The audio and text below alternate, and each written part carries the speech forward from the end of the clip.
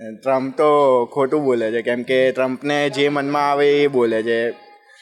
ટ્રમ્પને ઈરાન અને ઇઝરાયલના યુદ્ધ વચ્ચે કોઈ લેવા દેવા બી નહોતા, તો બી ટ્રમ્પ વચ્ચે પોતાનો પાવર બતાવવા માટે વચ્ચે કૂદી પડ્યા.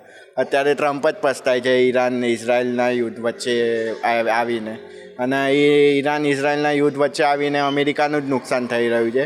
અમેરિકા સાથે સાથે દેશના બધા દુનિયાના બધા દેશોને બી નુકસાન થઈ રહ્યું છે. મોંઘવારી વધી રહી છે અને ડોલર બી એટલે તૂટી રહ્યો છે ને, એની સામે રૂપિયો બી તૂટી રહ્યો છે. મોદી સાહેબ બી અમેરિકાનો સાથ આપવા જઈ રહ્યા છે, એમાં આપણા ભારત દેશને બી નુકસાન થઈ રહ્યું છે. મોંઘવારી ભારત દેશમાં બી ખૂબ વધી ગઈ છે અને રૂપિયો બી 94 રૂપિયા પાર થઈ ગયો છે डॉलर सामने.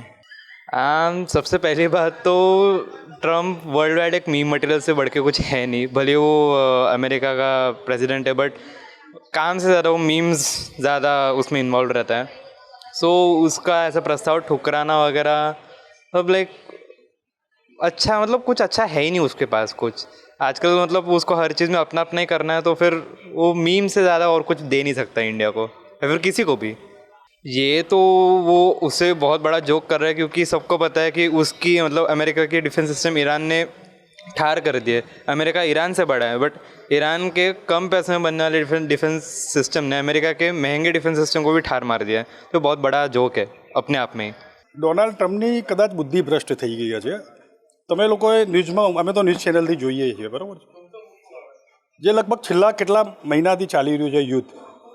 ઈરાન એવું કીધેલું કે ટ્રમ્પે એવું કીધેલું કે ભાઈ એમના સમાધાન માટે સમાધાન કરવા ટ્રમ્પને એવું કહેવામાં આવેલું ઈરાનના સુપ્રીમોથી કે ભાઈ $2,000 આપો, તમે લોકો સમાધાન, બાકી અમે રોકીશું નહીં.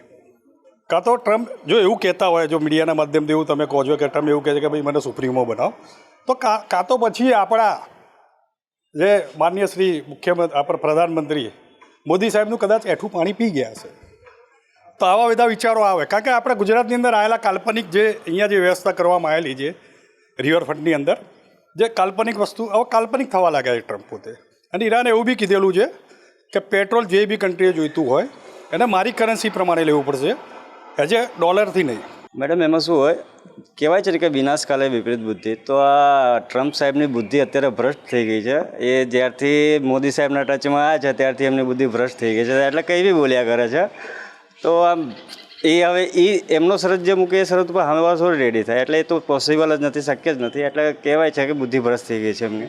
આમને કોઈ આ વસ્તુમાં કોઈ ગંભીરતા લેવા જેવી વાત જ નથી. એ ખાલી અત્યારે શું માણસને દેખાઈ જાય છે કે હું હારી રહ્યો છું, તો કંઈ બી અંદરથી સ્ટેટમેન્ટ આપે છે, અને સ્ટેટમેન્ટ એ વાજબી નહીં.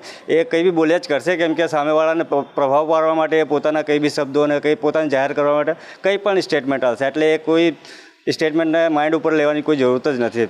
એ રીતે છે.